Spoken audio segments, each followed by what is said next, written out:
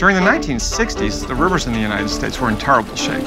There are a number of stories about rivers catching fire, or rivers being so thick that animals could really walk across. The natural river was a poster child for bad actors on rivers and made the cover of National Geographic as being a river that was heavily polluted. When I went to the junior high school and to the high school, we crossed the bridge every day and we had a game. And the game was, what color is the river going to be today? If they were making red paper, the river was red right through Fitchburg. If they were making green paper, the river was green.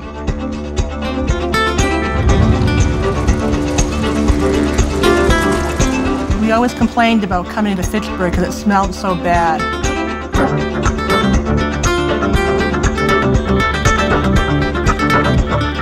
Everything was going into the rivers. Anything that was left over from any industrial use was going into the rivers. Human waste was going into rivers. I mean, it was pretty frightening. When you see a river that's bright pink for 2 miles, you're not jumping in.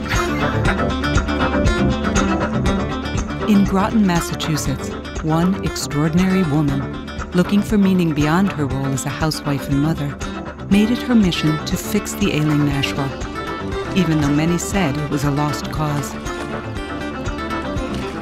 There was one Sunday I had the radio turned on, and there was this program. It was an inspirational program. And the person speaking said, one person can do the work of 1,000. And I thought, wow.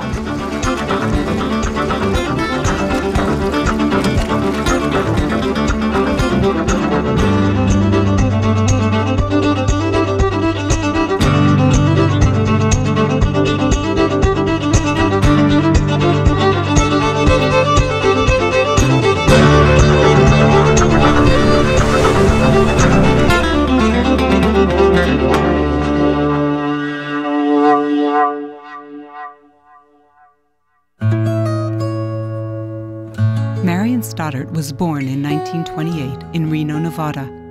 When she was 12 years old, the family moved to the tiny desert town of Fernley, where her father owned a general store.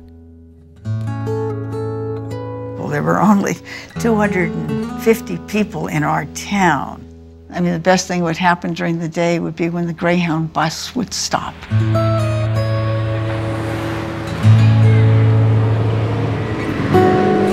My mother, she had been a very independent woman. She taught in a little country school. But when she married, her whole life changed. I think my mother was overwhelmed, I think, with responsibility. And she had been a very independent woman. So she might be outside watering her flowers, but she would be crying hysterically. And that was an embarrassment to me. As a child, I didn't really understand what I'm telling you now. When I was 16 or 17 years old, I was wanting to leave school as soon as I could. And so I found a way to graduate from high school in 3 years. And I didn't tell my parents what I was doing.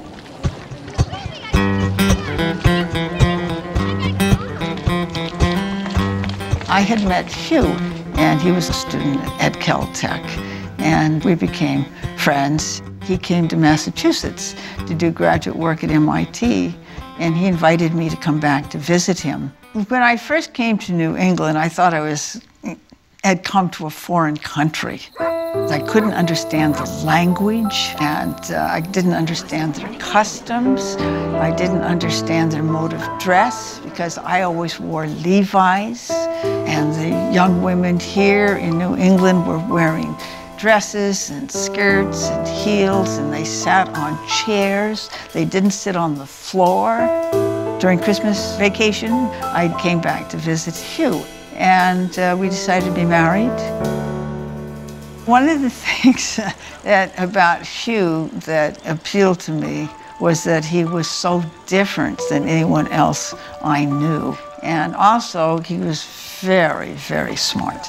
And I felt that I was not a creative person, and I was not, a particularly intelligent person, and I didn't think that there was anything special that I could do.